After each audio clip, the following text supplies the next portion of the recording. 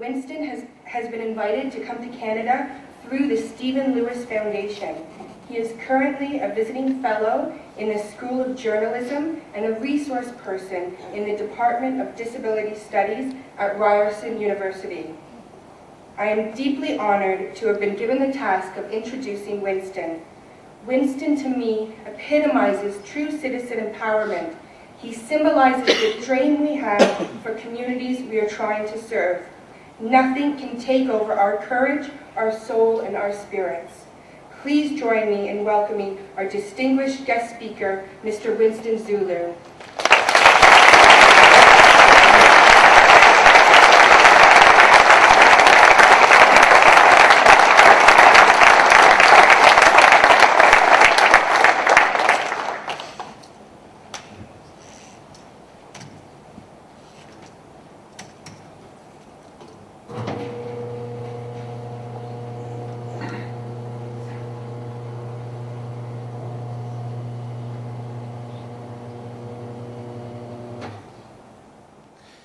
This is very handy. I hope you get to keep it here. Thank you very much, and thanks for inviting me here. Thanks, Karen, so much. I'm 44 years old, and as Karen has mentioned, and next year, on January 7, I'll be 45. And now that means I'm very, very old. I'm a very, very old person. Now, you're laughing because you don't know the situation back home. The Zambian life expectancy at birth is only 37 years old. So if you are 44 and heading towards 45 as I am, then I'm way past use by date. If I'm not supposed to be on the shelves anymore. And this is what HIV and tuberculosis has done in many parts of Africa and in many parts of the world as well. That even in countries where the life expectancy was heading towards 62, as in Zambia, now it's almost half that. It's at 37 years old. And I've seen this happen in my own family. For instance, I had 4 brothers in 1990. And 2 died in December of 1990. They died a week apart. One died on the 7th of December and the other one on the 14th. And they both died from HIV-related tuberculosis. And then in 1996, my other brother also died. His name was Shadrach. The other 2 were Erasmus and Christopher. And then in 2003, I lost my young brother, Dan. If you ask me how old they were, Shadrach, the eldest, was 43, and the one who died in 1996. Erasmus was 33, Christopher was 31, and Dan was only 29. And now, you may think that my family is just unfortunate, but this is not so. Many, many families in Africa are like that, especially in sub-Saharan Africa. Those maps that you were just shown and those dark places and getting darker are not just maps. They represent people. Those are humans. It's just that when it's on a PowerPoint, sometimes it just looks like a geography. But in my case, I've seen this happen very close. I've buried my own 4 brothers within a decade, just over 12 years. 4 of them. And I'm the last person. I'm the last brother. I fortunately have sisters alive. I still have 6 sisters alive. But in 1990, I had 4 brothers and they're all dead. And I would like to share with you why they're dead. They're not dead because they were HIV positive only. No, I'm HIV positive myself. I learned that I was HIV positive in 1990. And all my brothers died from HIV-related tuberculosis, and I had tuberculosis myself in 1997, just after Shadrach died. I accessed drugs that an army colonel brought from South Africa. And these drugs, they cost, for the full treatment, they cost around $20 US, just $20 US, perhaps maybe 21 or 22 Canadian dollars, to get treated fully. And because at the time they got sick, all my brothers died for lack of these drugs. from time to time in Zambia, we used to have drug shortages, especially TB drugs. And when Erasmus and Christopher were sick, the drugs had run out of the country. And when Shadrach got sick, the same. When Dan got sick 5 years ago, there were only 2 of the 4 drugs that you need to take, and they all died. So for lack of $20 to treat TB, I lost all my brothers.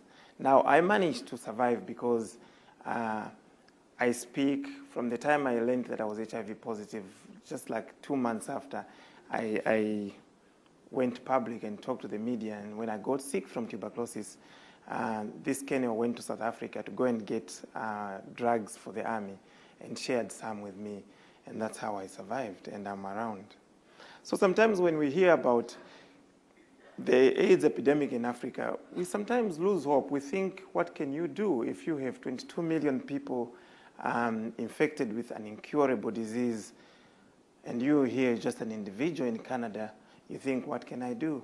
But often what we hear as AIDS deaths, technically, yes, it's AIDS because the immune system is destroyed by the HIV virus. But people die from opportunistic infections. And in Africa, the leading opportunistic infection is tuberculosis. If I had died in 1997 when I had tuberculosis, I would have been classified as an AIDS death. But because I accessed TB drugs and got well, then I'm alive. And being alive means last night I ran home and talked to my children. And I made sure I asked whether they had food. And if they didn't have food, I could have looked around and sent them food. Send them money at least. Well, I wish I could send food. I mean, I see so much food in Canada. But my brothers are not there. And so they left between them, they left 18 orphans. That some of them, I look after them. My sisters look after some, and my mother and father are still alive and looking after. But just the difference of $20 means I'm there and my children are not orphans. And they are not there and the children are orphans. And one of them, Emily, got married at 17, just I think 2 months ago. And getting married in Zambia is very high risk. If you have HIV infections in towns that are above 20% prevalence of HIV infection, giving your child in marriage and having a wedding is probably celebrating death. You know, I mean, it's hard to say this, but I've seen this again and again. And if you don't keep the girls in school longer, like the way Emily has got married now, the more the chances that they're going to get infected. And this is why I really appreciate the work that World Vision does, because I think one of the things World Vision does is to help with school requirements for children back home in Zambia. There's been studies done in Kenya that show the correlation between the years that a girl stays in school and the chances that they will get HIV. The more they stay in school, the less the chances. If they get married at 17 or 16, and sometimes at 14, the more likely that they will get the infection. Now, you may ask me, how did I catch HIV? I got HIV sexually. And there are times when I've said this in front of people, and because I'm disabled and I'm having crutches, it's like, how did you manage to catch it sexually? It's almost like it's so unheard of, or it's not even right to put disability and sexuality in the same sentence. Many people think just because you're disabled, then you don't have, you can't express your sexuality, or you can't have children, and so on. And that puts people with disabilities at risk. I'll tell you one story that is on our website. I'm a board member on AIDS Free World. It's aidsfreeworld.org.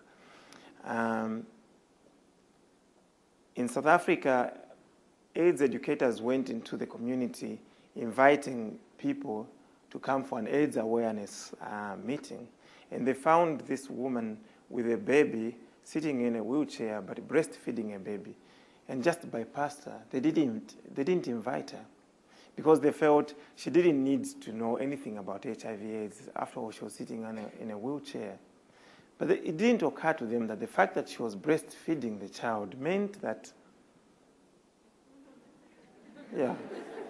so that and if you're not careful as a person with a disability, you start believing that. You start believing you're not at risk at all because no one is telling you that you're just as vulnerable, perhaps more vulnerable than other people. For me, it was being told, first of all, my mom took me when I was 7 to get enrolled in school.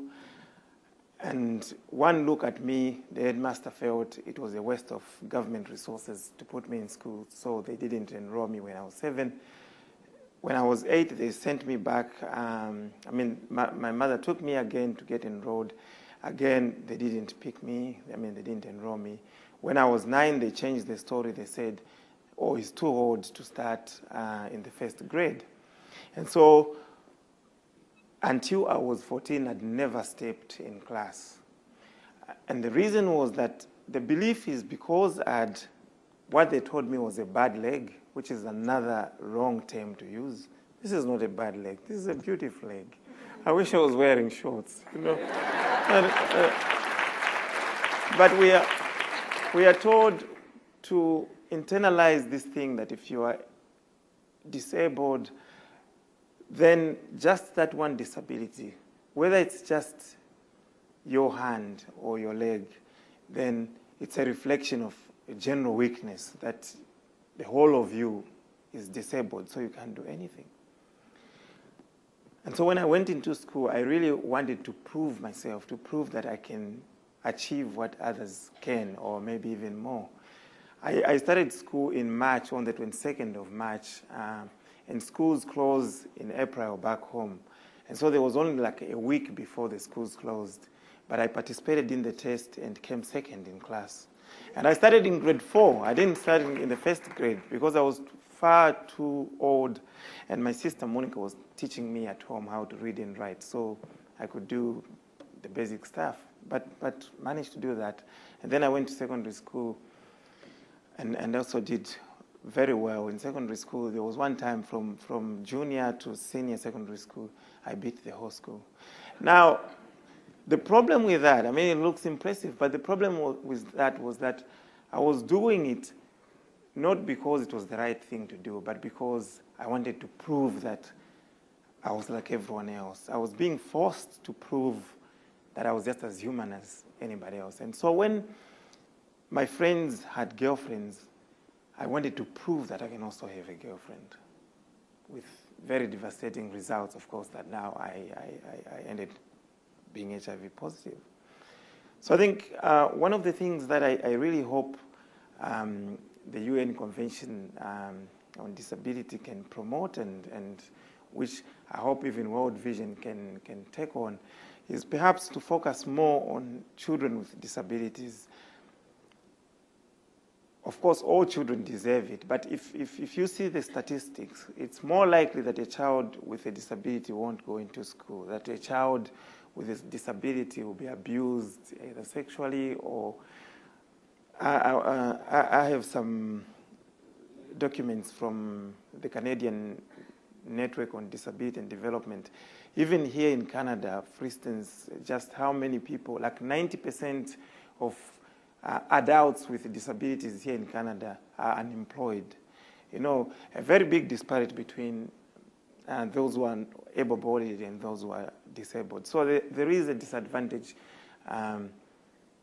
having a disability. And so when you are doing development work, for example, and I suppose World Vision is really not relief anymore, it's development work, it's better to focus perhaps or to relook just how much time and effort is put on children with disabilities. If I didn't push, if I wasn't pushy, if I didn't nag my sister to look for a school for me, probably I'll be on the street begging, because that's what people expect you to do if you have a disability. You probably know of a story of a Canadian woman professor. She's disabled, and she uses a wheelchair. She's at Pearson Airport. Is that the name of the airport? Yes, yeah. And she's having her cup of Timmy.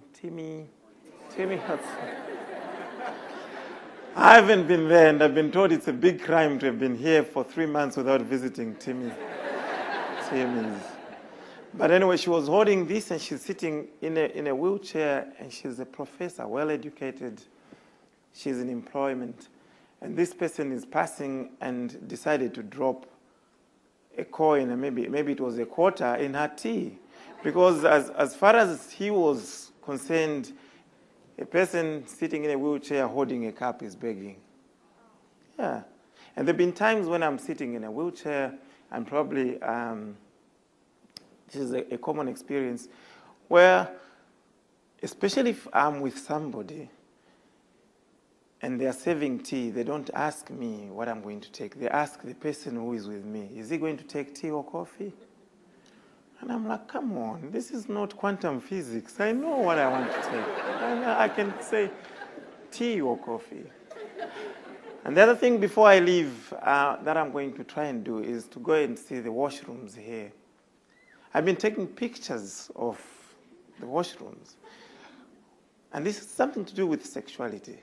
For all of you who are able-bodied, if you're going to the washroom, you look for the sign for gents or ladies. If you are disabled, there's just that sign that it's for the disabled. You know, it's an accessible toilet. No consideration of whether it's male or female. And maybe we never think about these things, but maybe I'm just very sensitive about it. But I think in the back of the person who initially designed that was, well, these people are disabled, so it doesn't matter if they go to the same toilet, you know. Whether if you forget, of course, you're supposed to push that latch and then it shows outside that it's occupied. But there are times when you're in a hurry and you don't, you know, you don't push the latch. And somebody comes in and she's of the opposite sex. It's wrong. We all know it's wrong, otherwise we wouldn't have ladies and gents. But even little things like that tells us a little bit of the attitude of society towards people with disabilities. You know, you see it all the time. You see it many times. And this is reflected in things like HIV and AIDS and tuberculosis. Maybe before I leave, I want to just come back to the issue of what we can really do about HIV and an epidemic in Africa. I've said how I've been saved, and I'm here talking to you because I had these drugs that cost $20. Last year, 1,600,000 people died from tuberculosis, many of them in developing countries because they couldn't afford these same drugs. Today, as I'm speaking, by the end of the day, 1,000 children will be born with HIV because their mothers can't take the treatment that stops transmission from mother to child. And the transmission of HIV from mother to child costs about $5. Nevirapine costs about $5. And every year, every day, well, I wish it was every year at least, but every day, 1,000 children around the world are born with HIV. And babies born with HIV do not die from baby AIDS. There's something they call pediatric AIDS, but it's just AIDS. I've seen one kid die from tuberculosis. I've seen Simon's child. Simon is my friend. His child was born with HIV, and he died. She died from herpes zoster. You know herpes zoster? It's like shingles, but it's a very severe kind of shingles, and it attacks your nerve ends. It's one of the most painful things that can happen to somebody. And this baby died from that. The baby was just about 5 months old. This baby would have been alive if there was just $5. And $5, I think, can get you 2 cups at Timmy's. Yeah, just that. And that can save a life. So sometimes when we feel so hopeless, when we hear about AIDS in Africa, sometimes we feel, too big a problem. What can I do? But just remember that even a $5 can save a life. So please don't lose hope. There's a lot that you can do. Even just being alive. I'm glad that I'm alive now. With just those $20 worth of drugs. But also, because after being treated of tuberculosis, then I had a chance to be on antiretrovirals, you know, the treatment for HIV infection. If you don't take the TB drugs first, then you die before you even have a chance to go on antiretrovirals. So TB treatment gives you a lease of life, maybe another 10 years, and then maybe science will have developed, something that can keep you going. I'd like to thank you very much. You give me so much hope. And like the scripture said, if we do to the least of one of those, we're doing it to the King as well, isn't it? Yeah. I must admit, my faith is as smaller than a mustard seed, but I'm hoping it will grow. Thank you.